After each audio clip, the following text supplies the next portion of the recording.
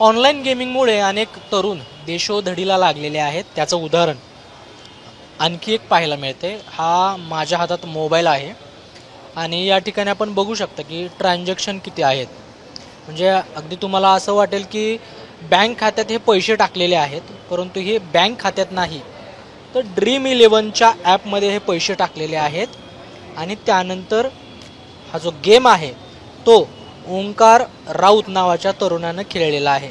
परंतु या गेममध्ये त्याने आत्तापर्यंत 80 लाख रुपये जे आहेत ते गेल्याचं तो स्वतः सांगतो. आपल्यासोबत ओंकार राऊत आहे. सर्वात आधी सांग की या गेमची सवय कशी लागली आणि कशा प्रकारे तू अडकत गेलास? मी सलोनमध्ये क्लायंट करत होतो. एक क्लायंट आलं, मग ते बोलता बोलता त्या गेमची मला माहिती दिली त्यांनी. मग तेव्हापासून मी एक 200 रुपयापासून स्टार्ट केली. तर एवढं पूर्ण माझ्याबद्दल एवढं पैशाचं माझ्याबद्दल कर्ज झालं. मग माझे सेविंग होते 20-25 लाख रुपये, ते गेले.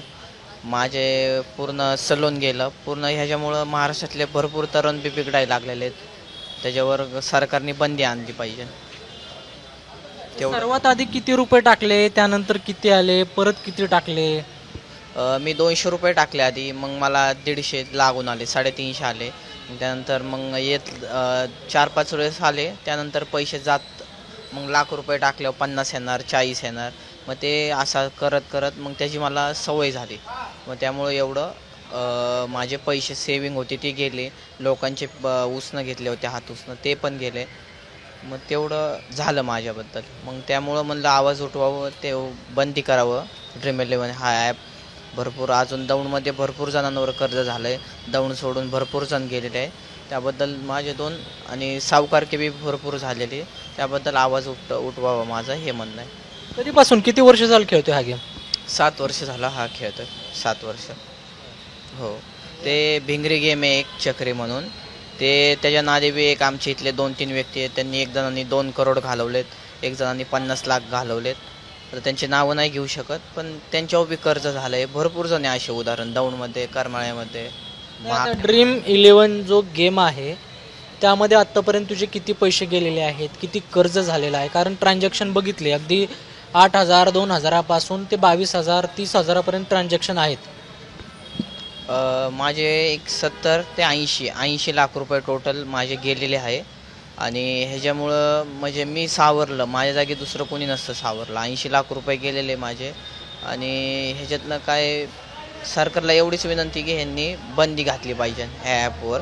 आणि सरकार टॅक्स घेतं आहे, हे 28% GST घेतं आहे सरकार. पण असं लोकांचे घर उद्ध्वस्त करून सरकार टॅक्स घेत असेल तर काय उपयोग नाही त्याला.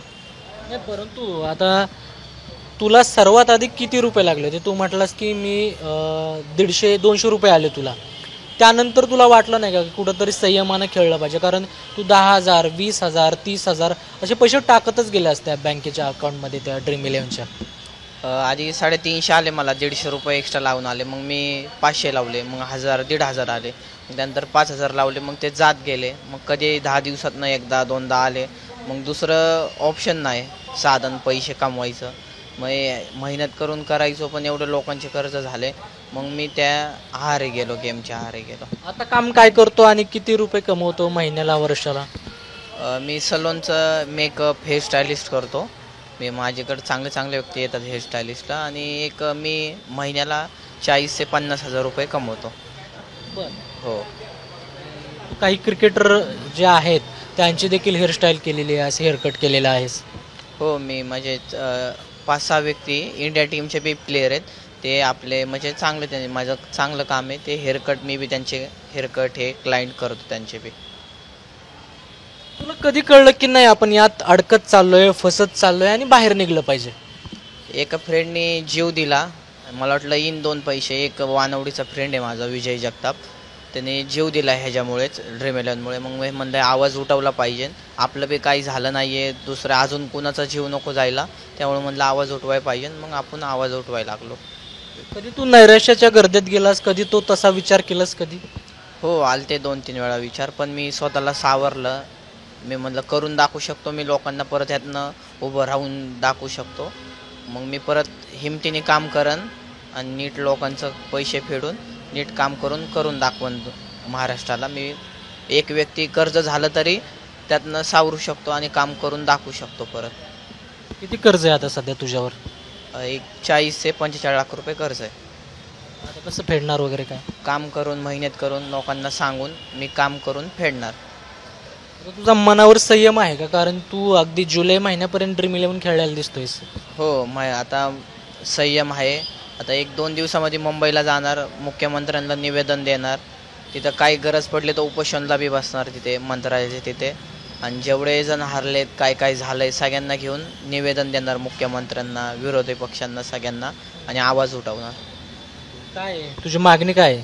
माझी सरकारला मागणी एवढीच आहे की हा तुम्ही टॅक्स घेता, सर्व घेता, ते रम्मीचं सगळे ह्याच्यातनं, पण ह्याच्यातनं काही साध्य होत नाही. तुम्ही ते पैसे घेता सरकारकडनं, टॅक्स घेता त्यांच्याकडनं, पण लोकांचे घरं इथं उद्ध्वस्त होतात, जीव जातात, हे जातात.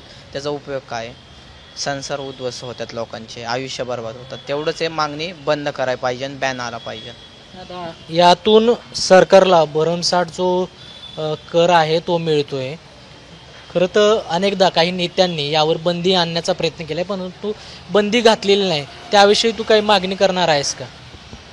बंदी 100% घातलीच पाहिजे, पण बंदीचं आम्ही प्रयत्न भरपूर करू, पण बंदी नाही झाली तरी त्याचं वय 18 आहे ना, 18 वर्षाचं त्याचा नियम आहे खेळायचं, पण ते 25 वर्ष करायला पाहिजे.